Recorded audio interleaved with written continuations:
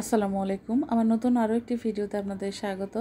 আশা করছি এই cake decoration ভিডিওটি আপনাদের কাছে ভালো লাগবে। তো বেশ অনেকদিন পর একটা কেক ডেকোরেশন ভিডিও নিয়ে হাজির হয়েছি। তো এই কেকটা ছিল চকলেট কেক। তো চকলেট কেক বেজের আমি কোনো ভিডিও আর বানাইনি। অলরেডি অনেক ভিডিও দেওয়া আছে আমার পেজে আর প্রোফাইলে। তো সেই জন্য আর কেক বেজের ভিডিওটা আমি করিনি। তো এই কেকটা বানিয়েছিলাম আমার মেজো ভাসুরের মেয়ের জন্য। ওর 5 বছর হয়েছে। তো ফেব্রুয়ারি মাসের 26 তারিখে ওর বার্থডে। তো বার্থডেটা অবশ্য আমরা 21 তারিখে করেছি, কারণ আমার বড় ভাসুরের ছেলে এসেছিল কানাডা থেকে। ও অবশ্য কানাডায় গেছে 2 মাস হলো। তো আমার বড় ভাসুর যেহেতু মারা গেছে ফেব্রুয়ারি মাসের 8 তারিখে, তো সেটা শুনে ও আর আসলে থাকতে পারেনি। ও বাংলাদেশে চলে আসছিল। তো 10 দিনের জন্য হয়তো এসেছিল, 10 দিন থেকে আবার চলে গেছে 22 তারিখ রাতে। তো সেই জন্য আর কি 21 তারিখে করা। বার্থডের জন্য কিছু না, বাট ও ছোট মানুষ, অনেক দিন ধরেই বলছিল, আমি যেহেতু কেক বানাতেই পারি, বারবার বলছিল চাচি চাচি তুমি আমাকে একটা কেক বানিয়ে দিও, একটা ডল কেক বানিয়ে দিও। মানে বার্থডের 1 মাস আগে থেকে আমাকে বলছিল আমাকে একটা কেক বানিয়ে দিও চাচি। মাশাআল্লাহ এত সুন্দর করে কথা বলে, ওর কথা শুনলে একদম কলিজা ঠান্ডা হয়ে যায়। মাশাআল্লাহ অনেক অনেক বুদ্ধি হবে ফাইজার। তো ওর জন্য চকলেট কেক বানালাম। ও চকলেট কেক খুব পছন্দ করে। আর এত মায়া লাগে ওর কথা শুনলে, ফাইজার কথা শুনলে। বারবার ডাকে আমার সোনা চাচি, আমার মিষ্টি চাচি, সবাইকে এভাবে ডাকে। ওর চাচুকেও বলে আমার সোনা চাচু, আমার মিষ্টি চাচু।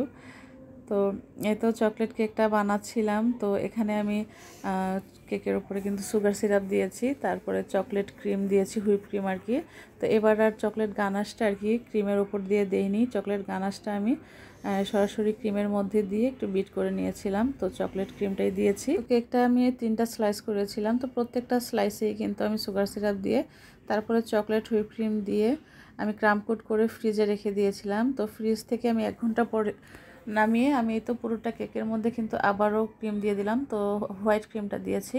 পরবর্তীতে আমার যে কেকটা যেই ডল দিয়ে কেকটা বানাবো আর কি, তো ওটার কালার ছিল পার্পেল কালার। তো একটু ক্রিমের মধ্যে পার্পেল কালার দিয়ে রেখেছি। উপর দিয়ে অল্প অল্প করে পার্পেল কালারের ক্রিম দিয়ে আমি একটা শেড আনবো। অবশ্য পুরোটাই পার্পেল কালারই চলে আসছিল পরবর্তীতে ফিনিশিং দেওয়ার পরে। তো ও যেহেতু ডল কেক চেয়েছিল, তাই ডল কেক বানিয়ে দিয়েছি। তো এখন ফিনিশিং আনার জন্য একটা স্ক্রাইবার দিয়ে আমি ফিনিশিং আনার চেষ্টা করছি। তো আমার আজকের ভিডিওটি যদি আপনাদের কাছে ভালো লাগে, please like, comment and share করবেন। যারা আমার এই ভিডিওটি আমার ফেসবুক পেজ থেকে দেখছেন, এখন আমার পেজটিকে ফলো করেননি, প্লিজ আমার পেজটিকে ফলো করে লাইক, কমেন্ট অ্যান্ড শেয়ার করে পাশেই থাকবেন। আর যারা আমার এই ভিডিওটি আমার ইউটিউব চ্যানেল থেকে দেখছেন, এখনও আমার চ্যানেলটিকে সাবস্ক্রাইব করেননি, প্লিজ আমার চ্যানেলটিকে সাবস্ক্রাইব করে লাইক, কমেন্ট অ্যান্ড শেয়ার করে পাশেই থাকবেন। তারপরে তো পার্পল কালারের ক্রিম দিয়ে দিলাম। ক্রিম দিয়ে আবারও ফিনিশিং আনার চেষ্টা করছি প্যালেট নাইফ দিয়ে।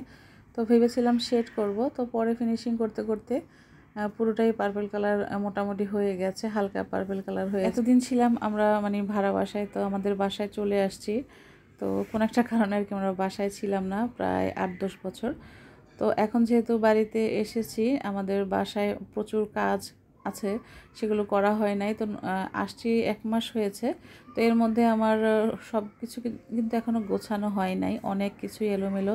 তারপরেও কেকের জিনিসপত্রগুলো এক সাইডে রেখেছিলাম, ওইগুলোই বের করে মানে ঠিকঠাক করে তারপরে কেকটা বানিয়েছি। আর এখন যে আমি ডেকোরেশনটা করছি, এটা আমি ডিপ ফ্রিজের উপরে রেখে করছি, কারণ টেবিল এখনও আমার সেট করা হয় নাই। আর যেখানে করেছি না, টেবিলটা আসলে সেট করেছি, বাট যেখানে করেছি সেখানে আর কি ভিডিও করা যাবে না, একদম অন্ধকার। আর ওইভাবে সেট আপটা করা যাচ্ছিল না, সেই জন্য আমি ডিপ ফ্রিজের উপরে রেখেই ভিডিওটা করছি। যেদিন করেছিলাম ওই দিন কিন্তু পুরো এলোমেলো ঘর, তারপরেও করলাম। ছোট মানুষ, তাই ওর কথা তো রাখতেই হবে। বারবার বলছিল চাচি আমাকে ডল কেক বানিয়ে দিও।